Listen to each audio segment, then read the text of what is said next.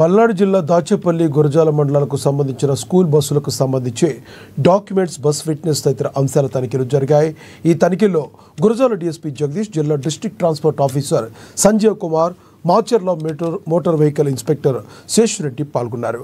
School యాజమాన్యం check list, register లాంటివి తప్పనిసరిగా మెయింటైన్ చేయాలని వారు సూచించారు.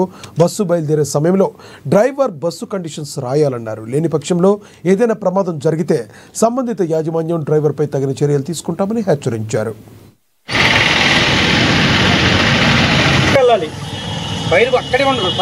ట్రాన్స్పోర్ట్ డిపార్ట్మెంట్ సైడ్ నుంచి కూడా ఎట్లాంటి చెక్ లిస్ట్ ఉండాలి, ఎలాగ వాళ్ళకి ఎమర్జెన్సీ వస్తే ఎలా రెస్పాండ్ అవ్వాలి, అట్లానే బస్సెస్ యొక్క మ్యానుఫ్యాక్చరింగ్ ఇయర్ ని బట్టి అవి ఏ విధమైన ఫెసిలిటీస్ ఉండాలని ఈరోజు చెప్పడం జరిగింది.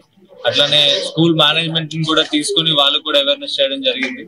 వీటన్నింటిలో బోత్ ట్రాన్స్పోర్ట్ డిపార్ట్మెంట్ అట్లానే ఎంబీ యాక్ట్ ఏదైతే ఉందో దాని రూల్స్ మెన్షన్ చేస్తున్నా, అట్లానే బిఎన్ఎస్ లో ఉన్న కూడా సెక్షన్స్ కూడా వాళ్ళకి ఎక్స్ప్లెయిన్ చేసి ర్యాష్ అండ్ నెగ్లిజెంట్ డ్రైవింగ్ చేస్తే ఏ విధమైన కండిషన్స్ వస్తాయి అన్నది కూడా చెప్పడం జరిగింది. అట్లానే పిల్లల యొక్క బాధ్యత అంతా కూడా ఈ డ్రైవర్లు అండ్ స్కూల్ మేనేజ్మెంట్ ఉంటుందని కూడా చెప్పడం జరిగింది.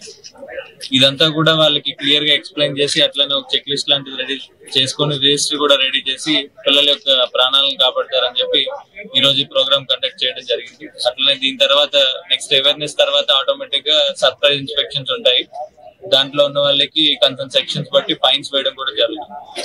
సో అట్లా ఇది ఇక్కడ అలారము, ఫైర్ సర్వీస్, వాటర్ రెండు, మరియు స్పీడ్ గవర్నర్స్, మరియు 4 సిగ్నల్ లైట్స్, సర్వీస్ బ్రేకు, ఈ 7 పాయింట్లు కూడా ప్రతి బస్సుకి చూసిన తర్వాత ఇక్కడికి పంపించడం జరుగుతుంది. ఆల్రెడీ నోటీసులు అందరికీ ఇచ్చాము. ఇవన్నీ కూడా వాళ్ళు పాటించినట్లయితే ఓకే, పాటించకపోతే తదుపరిగా ఎన్ఫోర్స్మెంట్ చేసి వాళ్ళ మీద కేసు కూర్చోవడం జరుగుతుంది. ఇప్పుడు జరుగుతున్న ప్రమాదాల్లో ప్రభుత్వం చాలా సీరియస్గా ఉంది.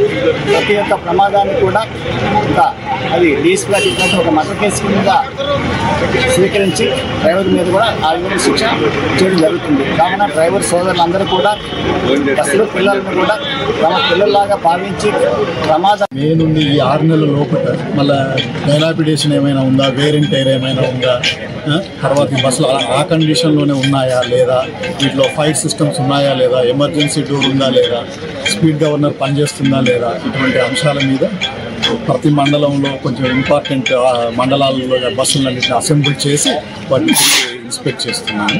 డ్రైవర్స్కి కూడా కావాల్సిన వాళ్ళకి ఏమైతే డిఫెన్సివ్ డ్రైవింగ్